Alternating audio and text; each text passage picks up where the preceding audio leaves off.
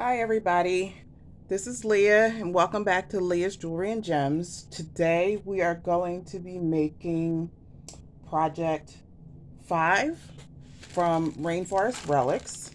Um, Today I'm going to be using this bead board, and I got this bead board from Acclaim Crafts on Etsy. I'll link to their store and to this board.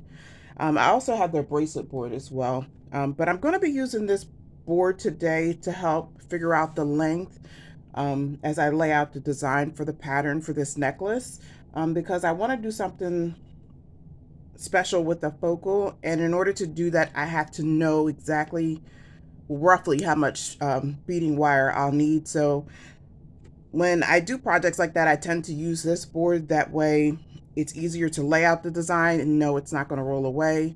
And also, so that the pattern is laid out so that I can measure it, since it has these nice marks on it as well.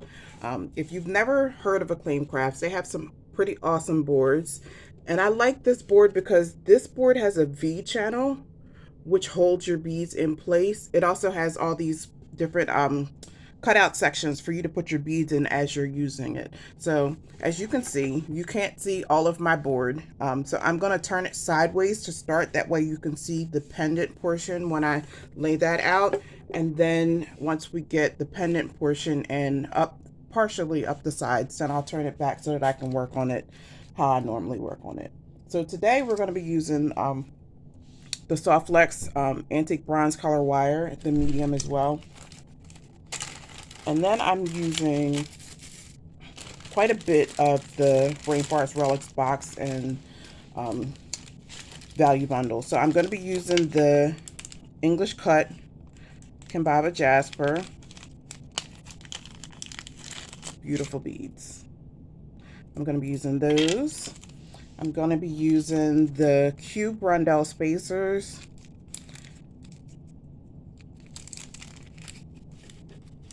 Dump those out. I'm going to be using, for my focal, I'm going to be using the flower, the rose carved pendant, which is stunning. And my hole is right at the top here. So I'm going to be using that as my focal. We're also going to be using the matte Kambaba Jasper, and these are the 10 millimeters. So we'll be using those as well. And then I'll be using some of the bead caps that came with it, the leaf bead caps. Those in there.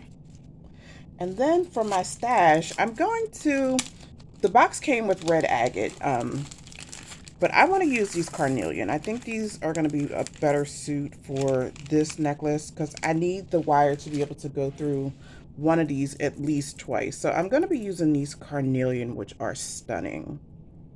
I love those. Put those up here. And then I may or may not use some round spacers as well. We'll see as I get along. I have them in two sizes. I have them in a larger size and a smaller size. We'll see if I end up using those. So for my focal, I want to have a drop. And this is all going to be on one strand of beading wire, which is why I need to lay it out this way. So I'm going to have the flower at the bottom. And then I want to have one of these spacers right above that. Let me cut this off the strand. And I want to have these English cut in there as well. So I want to have an English cut. I think I'll do the English cut at the top. I want to put a carnelian here just to bring that down into the drop as well. And I'll see if I like it when I get to that point. I can always take the carnelian out because I do like this layout. I like that layout, but I may want to add that carnelian in just for a pop of color in the drop portion. And once I get everything laid out and I figure out how much wire I'll need, I'll make that ultimate decision whether I want the carnelian to stay there. So that's how that's going to be. From the center, because of the way this is going to connect to the pendant, I'm going to put these English cut here to go right around where that comes up to connect into the necklace, because they'll sit well together, I think. So I'm going to do that right there. And then I think I'm going to do carnelians on the side of those. I think I am going to use the round spacers. And you notice how these beads are just sitting right in place when I place them in the groove. So these are the larger rounds. And I think I like that.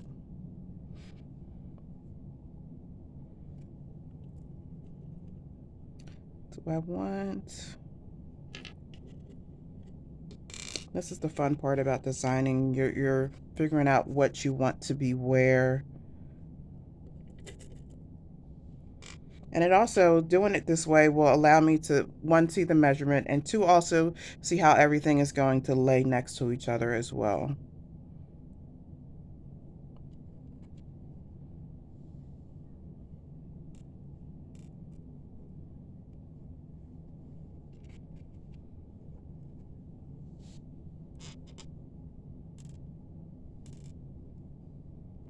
Get those in there. So that's each section. I think I'm going to do this 3 times. So English cut, and then another carnelian.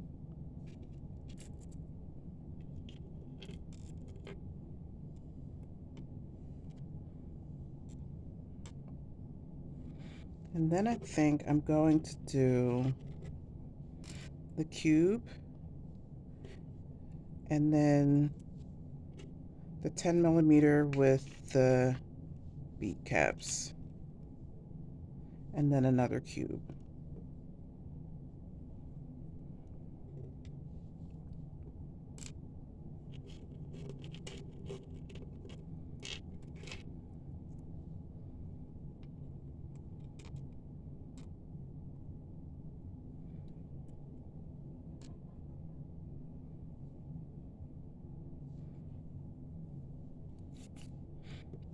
And then I'll go back to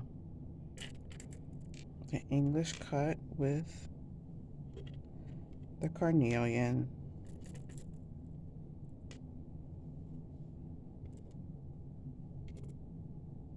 Come on.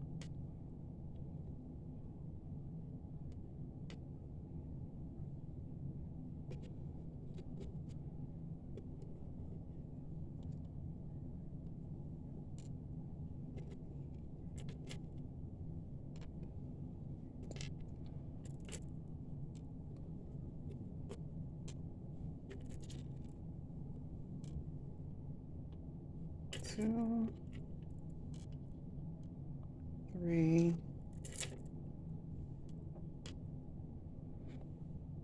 and then I'll do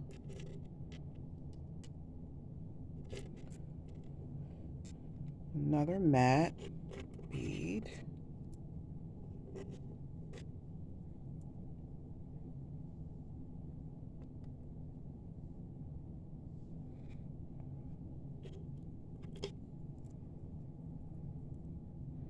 And you can see how this board really helps you see everything laid out.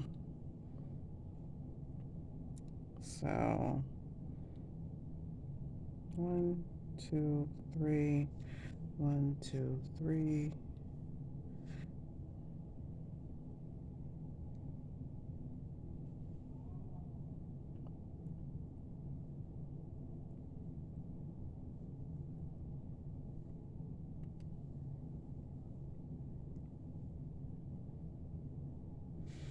There we go. I like that.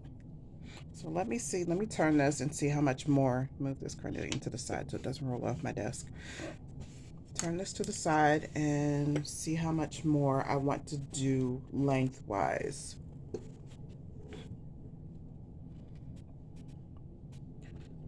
So 3 more for each side.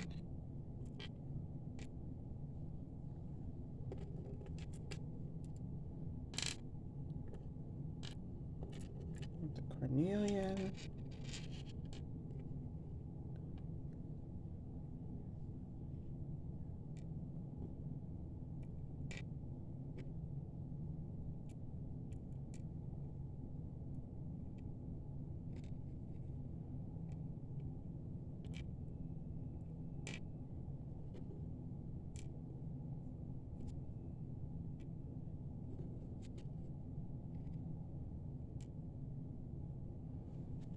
I think that'd be a good length. So let's do the same thing on this side.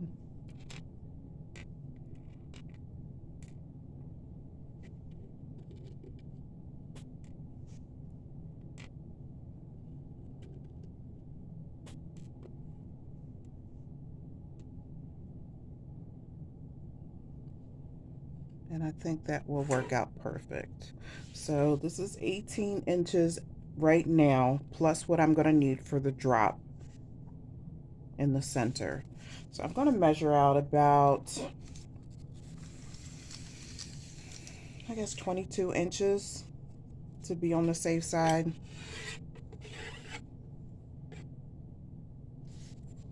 And this is one where I can't work off the spool because my center is attached. So let's see.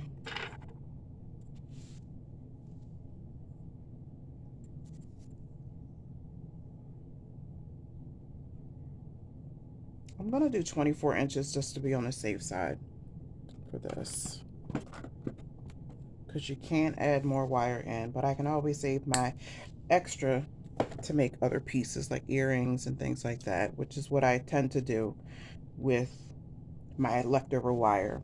Okay, so for the focal, you can't see it, but I'll hold it up. For the focal, I'm going to start by putting my beading wire through the hole, and I'm going to make sure that it's centered on the beading wire. Then I'm going to add on the cube spacer onto both strands, the carnelian, which is why I needed the one with a bigger hole, and my carnelians have bigger holes. I don't like the pattern on that one, so we'll swap it out for this one. And I think I'm gonna do another cube bead and then the English cut Kambaba Jasper.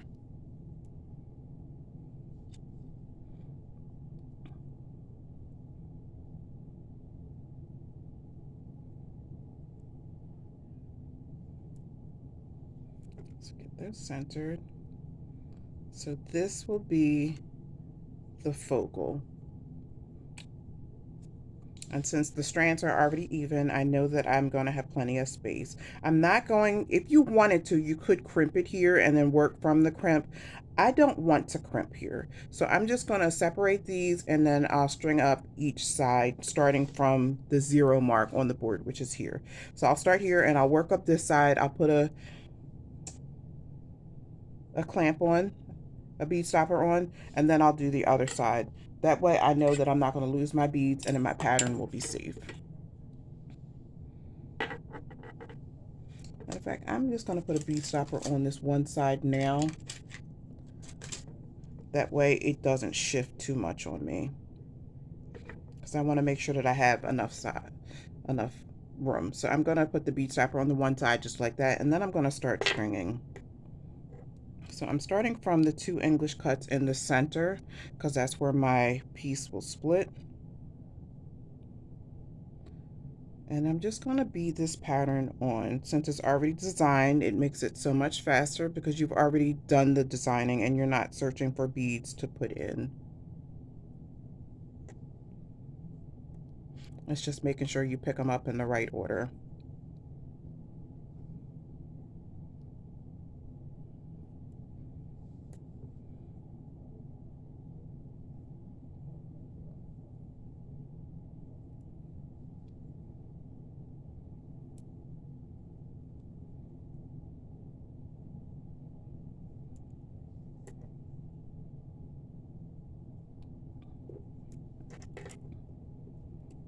Okay, so that's this side so far. Let me put this matte bead on and then I'll do the other side so we can see it, how it looks from the center.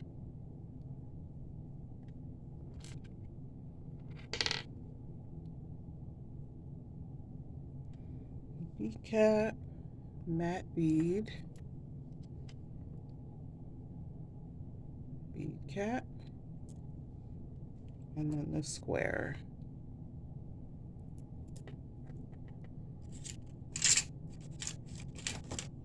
Put a bead stopper on, and then I'm going to do the same thing on this side.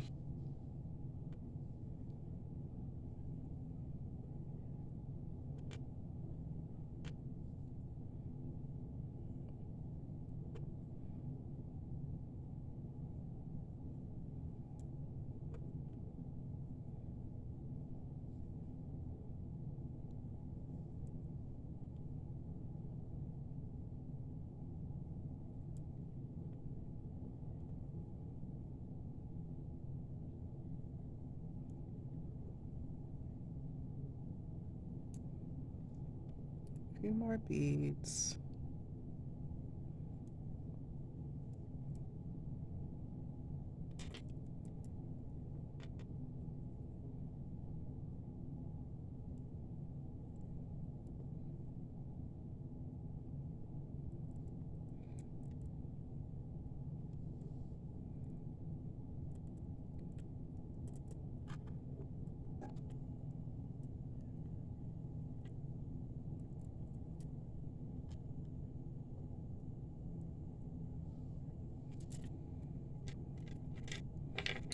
So this is what I have so far. I'm gonna put the bead stopper on this side as well. And this is why I wanted the English cuts in the center, because you see how they nestle up next to each other. There's a little bit of space there, but I don't mind that since I have the colored beading wire, but you're not really gonna notice that in this piece. And I love how that just looks, just drop down like that and then going straight into your sides. So now I'm just gonna continue to bead up the rest of the sides, since I know that I like this pattern and that they fit well together.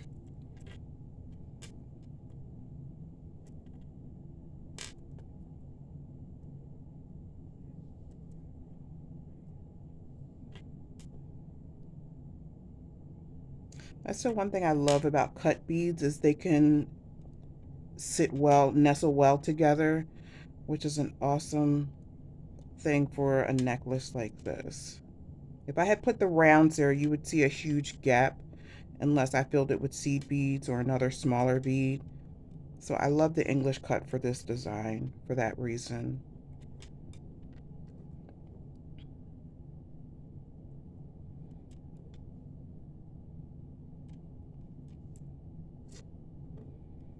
Get into the matte bead on this side and then the last of the first pattern.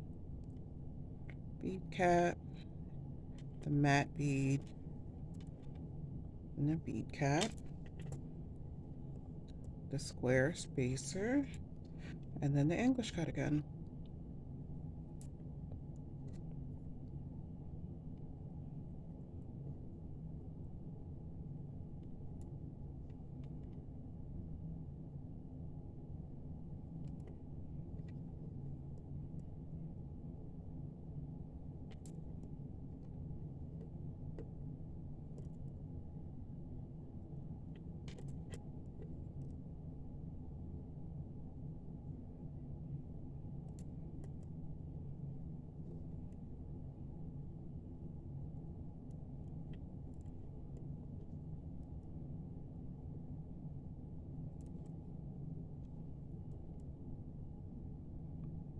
So this is the last bead on this side. I love how that is.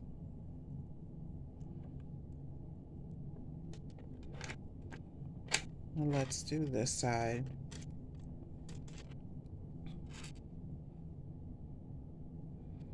If you haven't tried different shaped beads, give them a try, because you never know what kind of interesting pieces you can make, like I'm doing with this one here with the center focal. And cut beads are phenomenal for adding interest to your piece, as well as locking together like they are on this necklace to create that beautiful shape in the front.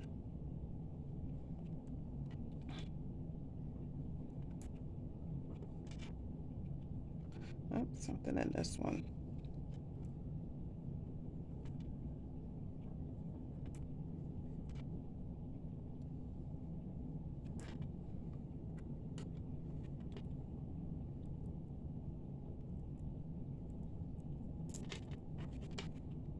Such a beautiful piece.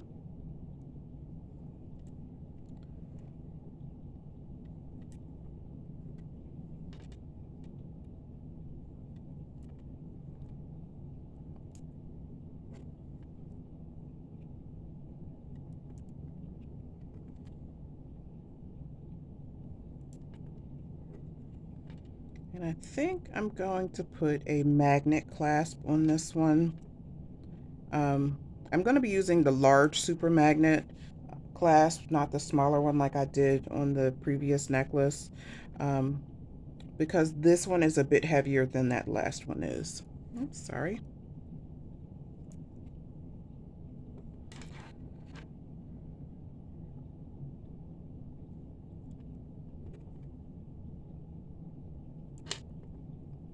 So there we go.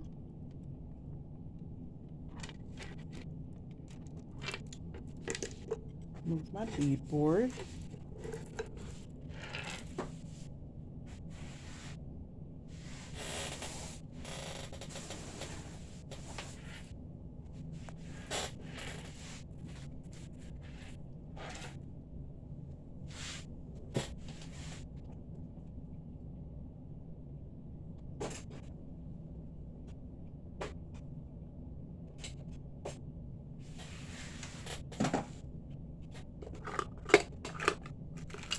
Just getting out the large magnets.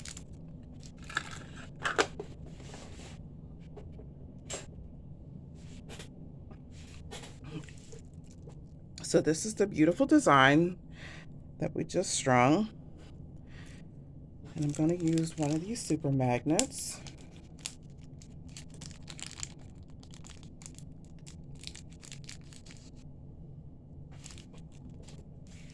I like that they have a slim profile, and I'll show you the different size. So that is the large super magnet, and this is the smaller one.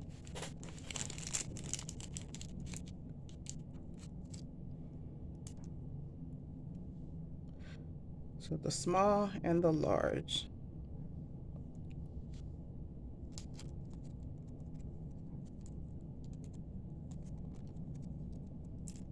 Then I'm going to get my crimper, my magical crimper, and I'm going to be using the black onyx soft flex crimps again, just because they'll blend in better with this piece.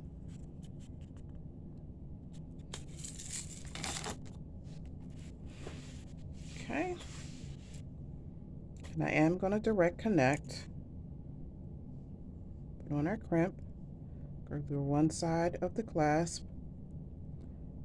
and then back down through, and I'm going to go through that first carnelian bead,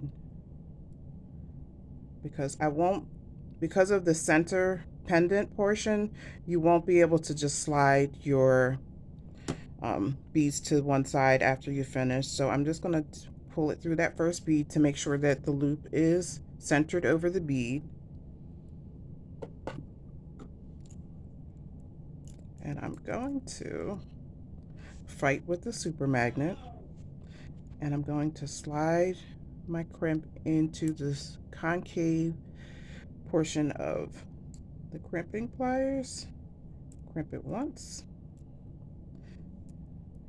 and then turn it and crimp it from the other direction, and then go around in a circle until it doesn't squish anymore.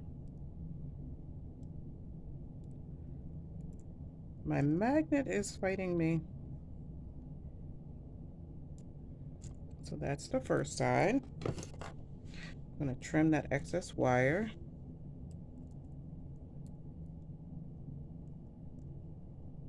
Carefully. That's the first side. Now let's do the other side on our crimp.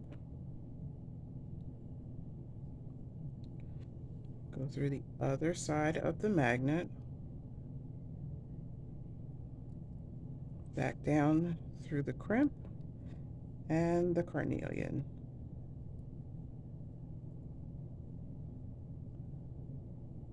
Sometimes if I can't reach it, I'll use my bent chain nose pliers.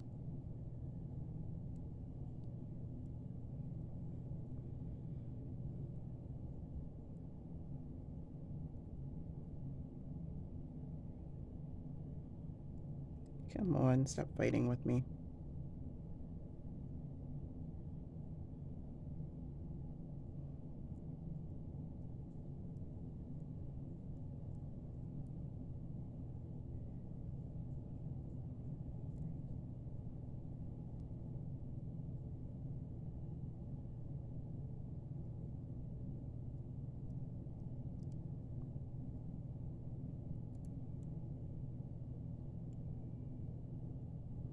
This is always the challenging part.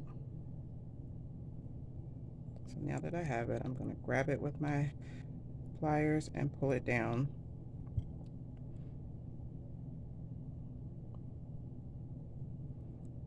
So I'm going to hold the magnet and the necklace to make it a little easier, and I'm going to crimp.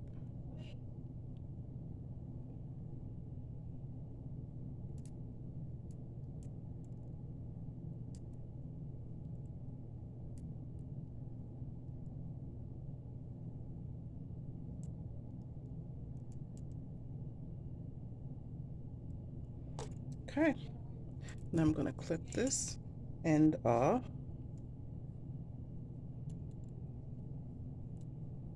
Carefully, not to clip the main wire. And that is our beautiful necklace. So that's the necklace. I love this design with the beautiful Kambaba Jasper and the carnelian. And then you have your matte beads. So this one is from the clasp to the center is 18 inches. It's an 18-inch necklace, just like I wanted. So there you go. Thanks for watching, and tune back in to see what else I'll make from this box. Have a great day, everybody.